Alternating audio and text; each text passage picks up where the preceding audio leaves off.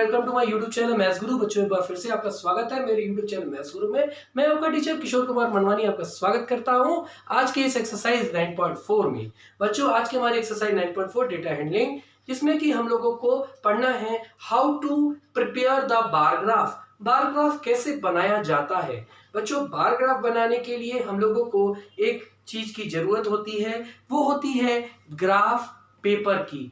बच्चों, ये जो ग्राफ पेपर है वो हम लोगों को कुछ इस तरीके से दिखाई देता है, जो कि मैं आपको अभी स्क्रीन पर शो करने जा रहा हूं। ये है बच्चों हमारा ग्राफ पेपर, इसको बोलते हैं ग्राफ पेपर।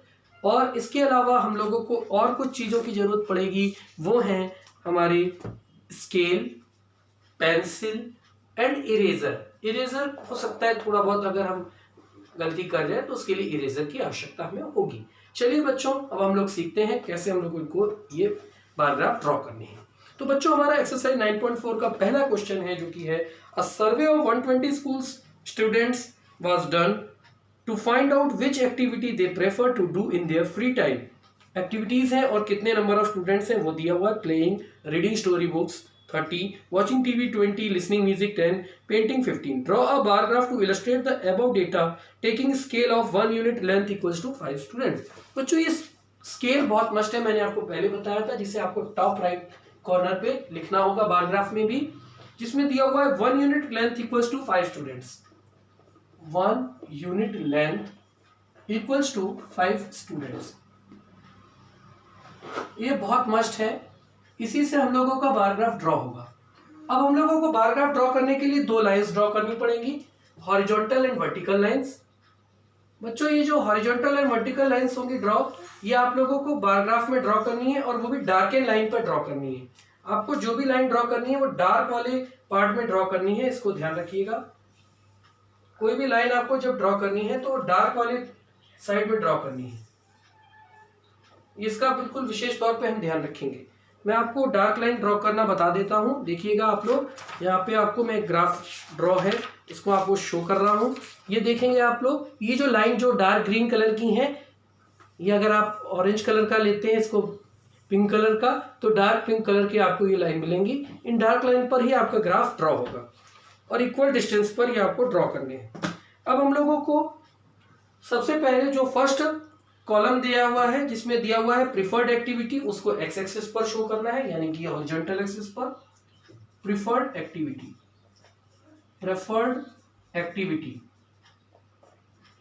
इसे हम लोग हॉरिजॉन्टल एक्सिस पर शो करेंगे, यानी एक्स एक्सिस पर। और नंबर ऑफ स्टूडेंट्स को हम लोग वाई एक्सिस यानी कि इस हॉरिजॉन्टल एक्सिस पर लिखेंगे। यहां हम लोग लिख दे रहे हैं नंबर ऑफ स्टूडेंट्स। अब बच्चों, हम लोग सबसे पहला वर्क यहां पर स्टार्ट करेंगे कि हम लोगों को यहाँ पर मार्किंग करनी है 1 2 3 4 ऐसे मार्किंग करनी है नंबर्स की। इक्वल डिस्टेंस पर ये नंबर की मार्किंग हमें करनी होती है, और ये मार्किंग किस प्रकार से करनी है, कैसे करनी है, उसको थोड़ा सा हम लोग यहाँ पर देखते हैं, उसी के अकॉर्डिंग हम यहाँ पर मार्किंग करेंगे। तो देखिए बच्चों, यहाँ पर हम लोग कैसे मार्किंग करेंगे, ध्यान से देखिएगा। इक्वल डिस्टेंस पर ये हमारी मार्किंग होगी 1 2 3 4। ये स्टार्टिंग 0 से होती है। इक्वल डिस्टेंस पर ये मार्किंग हम लोग कर देते हैं 1 2 3 4 5 6 7 8 9 10। इस तरीके से हम यहाँ पर मार्किंग कर रहे हैं। अब ये मार्किंग कैसे होती है और इसमें कैसे सॉल्व करना है, देखिए। नंबर ऑफ स्टूडेंट्स जो गिवन है वो कुछ गिवन है इस तरीके से, ये रफ वर्क मैं आपको बता रहा हूँ। 45 30 20, 45 30 20 10 एंड 15। इन सभी नंबर्स को हम लोग 5 से डिवाइड कर देंगे। Divide all these numbers by 5। इन सभी नंबर को हम 5 से डिवाइड करेंगे। 5 से हम क्यों डिवाइड करेंगे, क्योंकि 1 unit length equals to 5 students as a scale हमें गिवन है, इसीलिए हम 5 से डिवाइड करेंगे इन सभी को। इनको सभी को हम 5 से डिवाइड करेंगे। 5 9 जा 45, 5 6 जा 30, 5 4 जा 20, 5 2 जा 10, 5 3 जा 15। अब इन नंबर्स को ही हमें यहाँ पर मार्क करना है। जैसे 9, तो फर्स्ट वाला बार जो हमें 9 तक मार्क करना है, 1 2 3 4 5 6 7 8 9 10। तो पहला वाला बार जो हमें 9 तक ड्रॉ करना है, इक्वल डिस्टेंस पर हमें ये बार ड्रॉ करने हैं। ये हमने ड्रॉ कर दिया फर्स्ट बार हमारा। सेकंड हमारा जो है वो है 6 तक हमें ड्रॉ करना है। चलिए हम लोग इक्वल डिस्टेंस पर अब हम लोग 6 तक एक बार ड्रॉ कर देते हैं। हमेशा आप लोग डिस्टेंस इनके बीच की इक्वल लीजिएगा, 2 बार्स के बीच की, बस उतना ध्यान रखिएगा, क्योंकि 2 बार्स के बीच की जो डिस्टेंस है वो इक्वल होनी चाहिए, अनइक्वल है तो वो गलत हो जाएगा। अब नेक्स्ट है इसके बाद अब इनमें नाम भी हम लोग लिखते जाएंगे। ये है प्लेइंग, हम लोग इसमें नाम लिख दे रहे हैं प्लेइंग। प्लेइंग के बाद है reading story books and watching TV, उसके बाद रीडिंग स्टोरी बुक्स, देन है वॉचिंग टीवी। वॉचिंग टीवी को शो करना है हमें 4 तक। चलिए अब हम लोग शो कर दे रहे हैं 4 तक। ये हमारा 4 तक शो हो गया, ओके। देन 2 और last one is 3, last one is 3। ये हमने 3 तक शो कर दिया। हम लोग यहाँ से इसकी डिस्टेंस भी चेक कर लेंगे कि हमने अगर ड्रॉ गलत किया है तो हम उसको इरेज भी कर देंगे। चलिए हम इसको अगर ड्रॉ गलत किए हैं तो अगर इरेज भी कर देंगे। अब हम लोग देखिए इनके अंदर नाम इनके लिख दे रहे हैं। नेक्स्ट है watching TV, listening music, watching TV, listening music, listening music, and the last one is painting. ये बच्चों हो गया हमारा ग्राफ ड्रॉ हो गया। ये हमने ग्राफ को ड्रॉ कर दिया। अब इसमें क्वेश्चन है which activity is preferred by most of the students other than playing. Other than playing और कौन सी एक्टिविटी जिसे ज्यादातर बच्चे पसंद करते हैं, तो that activity is reading story books. इससे ज्यादातर लोग पेंटिंग के प्लेइंग के अलावा ज्यादातर लोग इसे पसंद करते हैं, okay.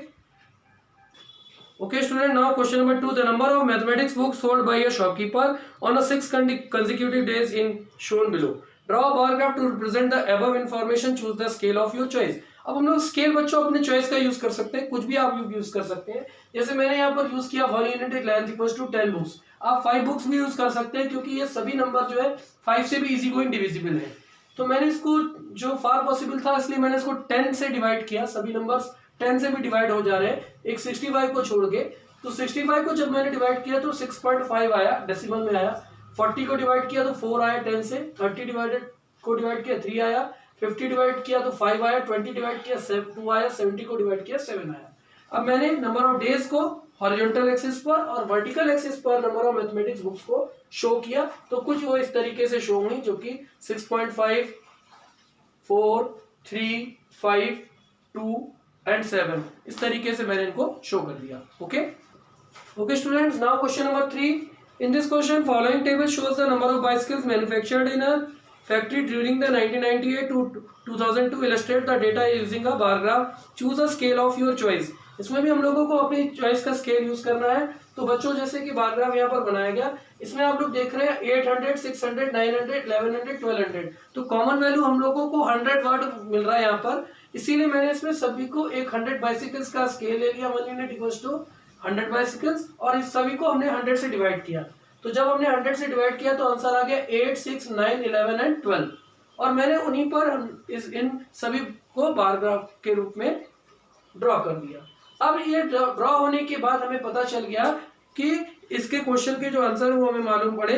In which year were the maximum number of bicycles manufactured, कौन से ईयर में सबसे ज्यादा बाइसिकल्स मैन्युफैक्चर हो रही है, तो वो ईयर है 2002। And in which year the minimum number of bicycles manufactured, तो उसका आंसर हो गया 1999, okay. Okay students, now question number 4. Number of persons in various age group in a town is given in the following table. एक table है जिसमें कि आपको given है कि एक टाउन में कितने नंबर ऑफ पीपल है और किस किस एज ग्रुप में है। 1 to 14, 15 to 29, 30 to 44, 45 to 59, 1,20,000, 60 to 74, 80,000 and 75 and above 40,000 people है। इसमें आपको एक स्केल गिवन है और आपको बार ग्राफ बनाना है। 1 unit length equals to 20,000 person. अब मैंने सभी वैल्यूज को 20,000 से डिवाइड किया। 1 to 14 में 2 लाख पर्सन थे, 2 लाख पर्सन को हमने 20,000 से डिवाइड किया, आंसर आ गया 10। इसी तरीके से नेक्स्ट एज ग्रुप 15 to 29 में 1,60,000 पर्सन थे, मैंने उसको 20,000 से डिवाइड किया, आंसर आ गया 8। 1,20,000 थे 30 to 44 में, इसको 20,000 से डिवाइड किया, आंसर आ गया 6।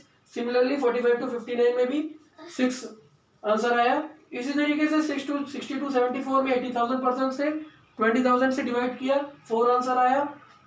75 एंड अबव पर्सन है 40,000, उसको हमने 20,000 से डिवाइड किया, 2 आया।